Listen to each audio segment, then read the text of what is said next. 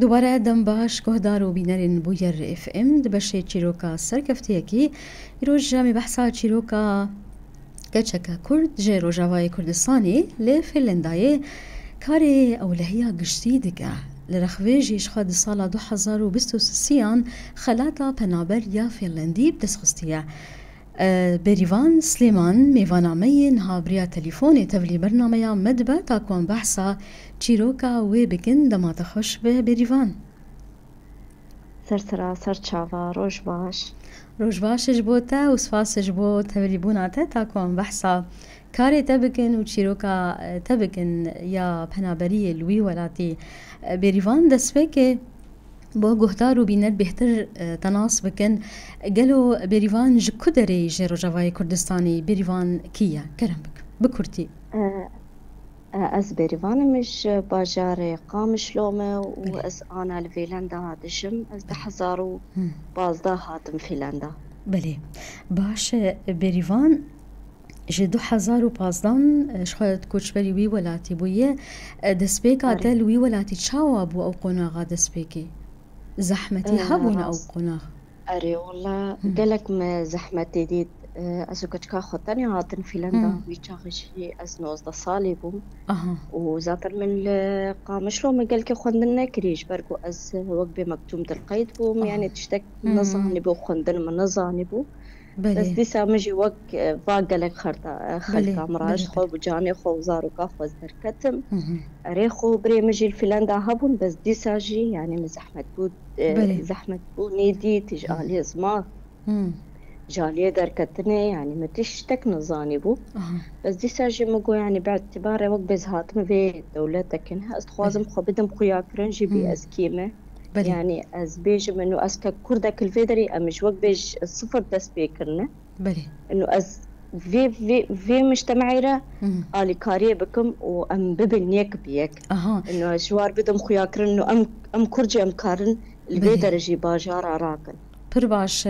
جد سبيكات تشويته في أرمانجي خستبو بچاوي خواكو لوي ولاتي جبو وي ولاتي جد كار بك نتنكو أم هلن وكي پنابرك يام پنابرك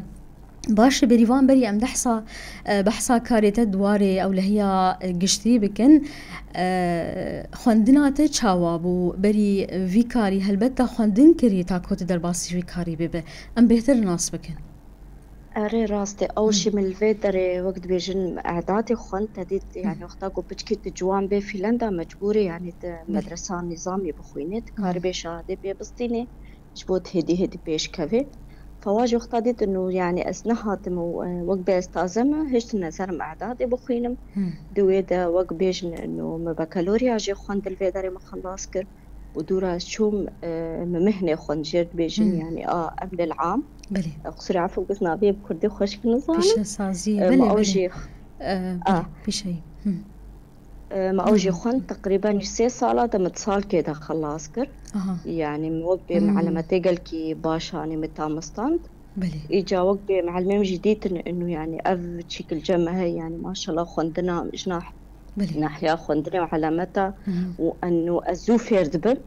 فاش مرقوتم يعني تدخوازي يعني ببي بوليجي أمكارنا علي تبكن والحمد لله واجي علي كاريا مكر دويدا معلمي مني اي بوليس وقتها مقو شو اول صار حد مخندش بو بوليستي رابو ويناج مرقو يعني برا فنلندا جي زانبي بانه تشكري جمره يعني قصتها تقلكي قالكي تشيكي جاتي بري ويجي زارو كام وفاة ببو سرطان جمرابو يعني وقبي افاناجي محمد تحدي بو يعني اصلا تربو هرمز نخوش بو وهم دخونجي يعني از ابدا نتسكني يعني جانا جي مدتشو مستشفى مدرمان دان مز بتكريم دي ساشو مكتب اخوة جربوا كيف كيج قصة عمرها برباش نهال رخ في دا خوازا تبوت بري خو بدي في كاري افكاري بوليستي و اولهيا قشتي كاركي بالكيش راستي اري راستي راستي مدخوستي طاز هاتم فنلندا مديت انه بيريك جي في ايشي دكي رابوس فكري انه كما امجي ككرد امنا كفنافو يعني ايش بقول فيدري وقت بيجن بنابرد نافو تنن ابدا تنن رابو مجي مقو يعني كاجي زي في خطوه بكم يعني تشبو دي سا تشنبو زي دي سا محاوله بكم دي سا زي محاوله بكم برباشه اشخوا دخوازا تبو وان جديد كو تدكاري في كاري بك جبر هم جهاتي بون هم دخواز لباتا هي نها بحثا كاري تبخوا بكن بريفان كاري تشاوا زحمتين وهي ام بيتر ناس بكنشتا بخودي اولا وينا مبتجي زحمتي دي شلون زحمتي دي جبركو جيكو أزليد الشغل يعني جي جرانجل قدام انت دي تختاكو اول شيء يقد الشغل يجولو متحمس يقدر انه يعني شكل تنا بس دويدا بتشك هدي مشاكل مرتشبون او جي مشاكل برابني مريدي ايجو جاري مجبور ما مجوانات قلت يعني خبر قلقي خبري بيس بزماني مدان فين قلت شلو ند بجران افكار بلي ما بس هاتا كونت بجراندن كنت جنك في كاري دكا شلو دنجيتا تشوق سوري عفو بلي تقول هنا كس ند بجراندن افكاري هان كو جنك بك جبر ديت نخوش يان تشاوا راستي دوي اري وقتا قوم خلنا يتكنش مذكرجي المدرسة يعني بنابر وقت تخوصت المخنجي او أصنع خوازم بيش خلتي مني كودرين جمرقو قوش برقو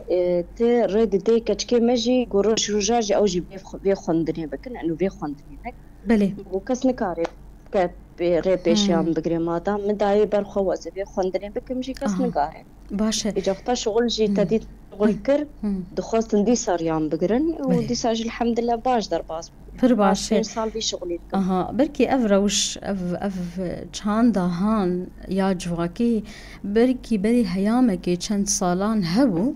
الباهنكا لجواكا ما لينها باور بك بريفان روش قلكي هاتي قهرتن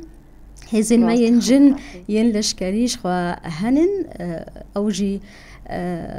برفانية البرفي ولد دكن قلك بيشكتن دفي وارد هاي الولد بخوا نها باشا انها تشاوا هفسنجية چه دكنها كتشكتتني هي هبويان بيتر راستي كتشكا كمان مظنة أو جي 12 صالي بيشتي وينا لاوكا كمتشيبو أو جي وفاة بولي دري فيلنداش بركو سرطان مرابو وأنا جي وقت بيشن أز أمومي ما كتشكا متشيبوي وفي نفس الوقت جي أز جامعة دخوينم شبش جرائم أز دخوينم يعني أز أولاي دخوينم باشا دخوا زد في والي دخوا بيش بخا أري والله استقازم خبيش خمجي مكو حتى وقت بيز أمومي اللي بيداري خلاص كم يجوز هرم بوليستيا خوجي بك باشا إنها باورم صالة دخلات السن 2026 بو يا خلاتا بنابر يا فنلندي أم بيهتر ناس بكن أف خلات شاواتي دان شما بجارتن كود تبدس بخوي خلاتي كرم راستي اف خلات هر سال ددن وا انساني جوجل كي بيشكتن الفنلندا مثلا وقت بيش دمك كيم هاتن فنلندا وبيشكتن يعني آلية خندنش آلية ناف مجتمع دج آلية مثلا زمان زو علمي بين زمان يعني وقت انه زو بمجتمع دمشن ويشاغ وقتاقهم افقا تشتلف فنلنداكر معلمي مني بوليس ايجو يعني آلي مذكر ويناغو جو كامي بقدمين سيرفي تشيك يعني جائزة تشيبو ديسا تشينا بوتكاري صلاة دوي دجي وقت محاولة بكي رابو مشي والله مقصة خداني يعني تديد في وقت دنجي سرهن يعني نسكات حزارة في دنجي سربين حتى سروي جاناته يعني حياتاته قبول بكن انه موافقه بكن انه ببي بنابر اصالي جبر شرطو مرجن وي هي هالبد جبر ويك يجي اكيد يعني شروطي ويجي هنا وتخاز الناس كل برات تشكار الكريل فنلندا يعني ايش علامتها بيش حمتشتي تخاز حمتشتي ناسكن باش وطبعا اكيد بيت بدل على حماتشتا جوار بشي نيجي لسه عرديتا كار كربه اي محمدش انه تسر عدي كار كربي ويعني وزماني تجي طبعا اختبار دكن شيء انه تدريب اشتينا مقابله انه خوازن بيهتر سرطة ناسكن بلي رابو مجي مجوار شاند وبنفس الوقت شي دي الشغل مجا طيبري ويجي وقت بكلية الشرطة مقابلات تلفزيوني مرتشي كربون انه كتشككنا الفنلندات شبوي وتديتنا على ما تم حنجي باش بون دي سواق بمقابلة تلفزيوني سر متشكر سر مدنكرن بلي جا او جديد ان وقت بيهتر كيف هواها والحمد لله وقبل قبول كرن أزي كمين كرد بوم يعني أزبي جايزة دستين ودي ساجي الحمد لله أسفخرتكم وأستخوازم كردي مني إيه بش مجي أو جي هرن بصال في جايزة بستينة باش يا كمين كرد في خلاتي بدستخال فنلندا أف خلات جزوفة هاي بريفان يان خلاتك أري والله أزدبيقي ضح يعني جين جنوطيش حبتي يعني جوازة معناتها باشا بس يعني قالك ما أمك كرد ما نزاني بوتشتي ولا تراس في مجي مبخم نزاني بوتشي حتى وقبي بوليس معلمني بوليس بتشكي جوج مرداخ ويا كرن إنه أف جائزة كي دستيني إجا وقبي ترى بشتي مستانجي يعني خلكي بهتر ناس كرنو بات تشتكي لوجي الفنلندا هاي جبرقو أف جائزة المتحدة يعني بس يعني حد دولتك إنسان يعني مثلا شخصك اختيارك بلي شهمو بس أو جائزة المتحدة ددي بلي باش إنها وكي خلات تو يا كمينة لي وكي كسكي كرد بنابر لوي ولاتي تجي يا كمينة دفيواري دكاردك الجوري تشو باندي الجوري تدبي أري راست أزيك أري زيك مينم برباشة نها تفي خلاتي دياري كيد كبيريفان وفان سركفتني انكو تبدس خستنا بري حرتشتي از دياري حردو كتشكي خودك مش برقو بش مجي بين فيجي بقرن واز دياريا ملاتي خواني كردكم انه حتى جوز هرمجي بش مجي هين في دوا في شغلي يعني في كاري دوام بكن باشا ديما كتشكي تجي تخوازن بشترى أفكار بكن دخوازا وان بويان جبر إنه دبيني دياوان دفي ولاتي دفي وارد بسركفتي أو جي شجعين دفي مساليد أري راستي دفي بشتي يعني كتشكام ديت إنه أزفي خندني تخوازن بكم وأزدكم جي دولتي را يعني أو جي دفي ماما تخوازن ما جي خندني بكم بالعكس يعني سريم جبتا بلند ببي يعني تبش مجي بي كاركي ولو جرام بكي بلي برباشن ها شيرتي انت بريفان جبوان جوان كتشو خورتين ما ينكو لدرفي وليد دجين جفي كاري حزدكن شيرتا جبوان تشيه والله شرطا مني حري مهم وأساسي إنه بخوريا وبابي وبرا روج روجا نبيجن إنه والله الزمان نهل قوام بيش كفن يعني تراستي دوي قلت البخازي طموح بخازي چبه کاری يعني گوهری داویا دنیا جی کاری وی ایشی بکی تراستید يعني روجا من ندقت انه زمان بيشيا مريد قري لا بالعكس بيهتر مخل زمان دخل مخل زمان قالك دخست يعني قالك جاراجي كردي ماني ايه قوتين مرت سكنج مرت بيجين انه تشلو بيش كتكا يعني آلي كاري مرجي بك مجوار تقوم تقول يعني ومبرا ومبخازن بيش كفن خوش زمان نترسيني جبرقو تشقانش خوش زمان بترسينن هو قارب بيشاوة تيقر تنتراستي دبي وبرا بهوريابا وبوبي جبرقو مشكلاك قالكي مظن الفنلند بس الفنلندا الباجاري وربا حمي يعني من بس فنلندي حتى بشكل عام أوروبي وبس بينين قوت بيشكي بيش كفي ري بيشاتك قالكي سهل دكن يعني دهلنت بيش كفي نهل آلي كاريا ودكن أو جفاك آلي كاريا ودكن قلكي آلي كاري بس تبينن إنه أو بتشك طموح وتشجيع جمتها هي بهتر دستي تدقرن إجاولو جري بيشاي كيس سهل دبي يعني خوش ترتبي إنه بيش كذي بلي هلبت برباش بريفان نها بروجي انت دما بيد نها تا